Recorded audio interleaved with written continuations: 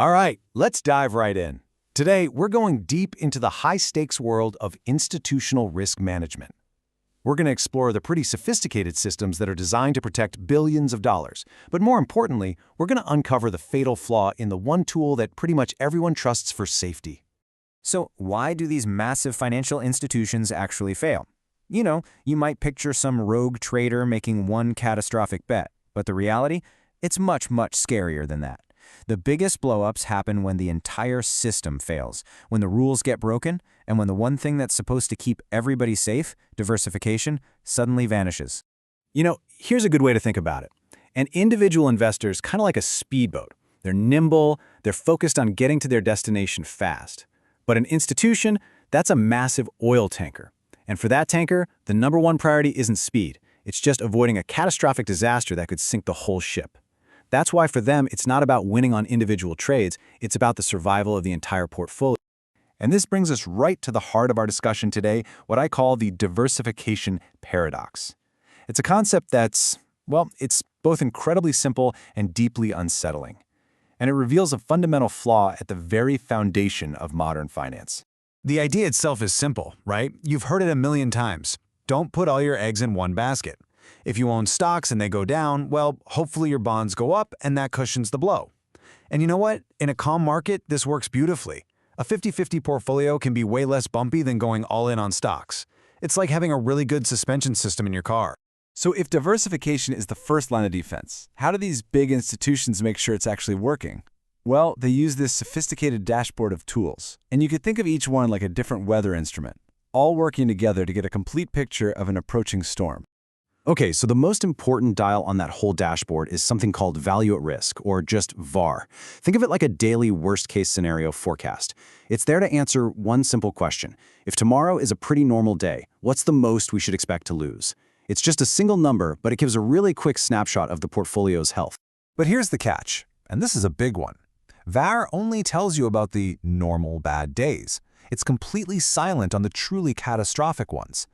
And that's where another tool, like conditional VAR, comes in. It asks a much, much scarier question. Okay, when things do go really wrong, just how wrong can they get? It's the difference between a weather forecast that says, expect some rain, and one that warns of a hurricane. And just look at this toolkit here. The risk manager's arsenal is vast. Each of these tools gives you a different piece of the puzzle, from your daily health checks all the way to simulating a full-blown crisis. The key takeaway is simple. There is no single magic number. To truly understand risk, you've got to look at it from every possible angle.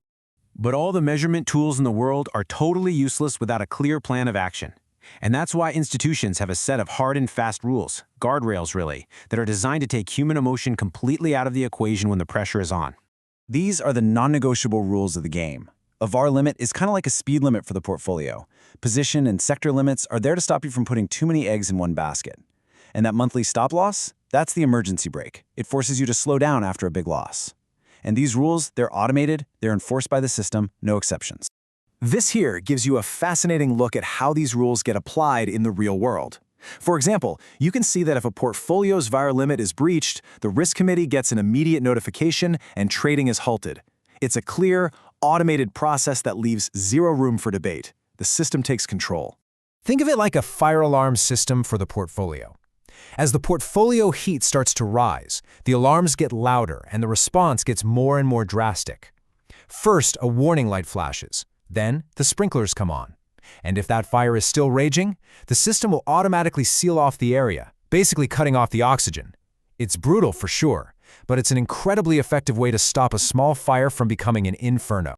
So, you've got all these sophisticated tools, you've got these ironclad rules. What could possibly go wrong? Well, as it turns out, everything. Because in a real crisis, the very foundation of this entire system can just crumble. And this is where we come face to face with that diversification paradox.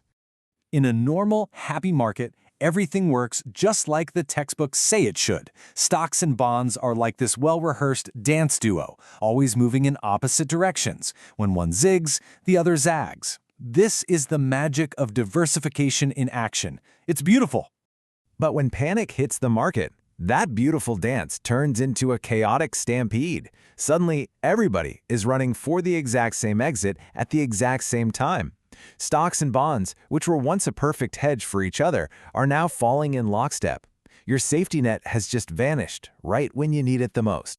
And look, this isn't just a theory. The data from the 2008 financial crisis and the 2020 COVID crash is absolutely undeniable. In both of those events, the correlation between stocks and bonds completely flipped.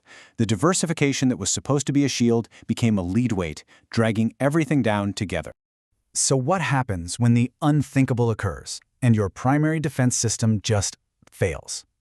Institutions don't just sit there and panic. They have a playbook for this exact scenario. When a crisis hits, the entire game changes. It's no longer about winning, it's about not losing. It's about survival. And that means selling everything that isn't nailed down, hoarding cash, and just trying to get out of the way of the stampede. It is a brutal, almost Darwinian process that can feel like a financial apocalypse. Now, let's just take a moment to debunk a common and pretty dangerous myth about risk management. I'm sure you've probably heard someone say this before. This is just completely wrong. VAR is not a guarantee, it's a probability. Think of it like a weather forecast that says there's a 95% chance of sunshine. Well, that also means there's a 5% chance of a hurricane. VAR tells you about the sunshine. It tells you nothing about the hurricane. And this brings us to the second myth. And honestly, this one's probably more dangerous. It's a belief that's so deeply ingrained in the financial world that it's almost treated like a religion. This right here is the single most important takeaway from our entire discussion.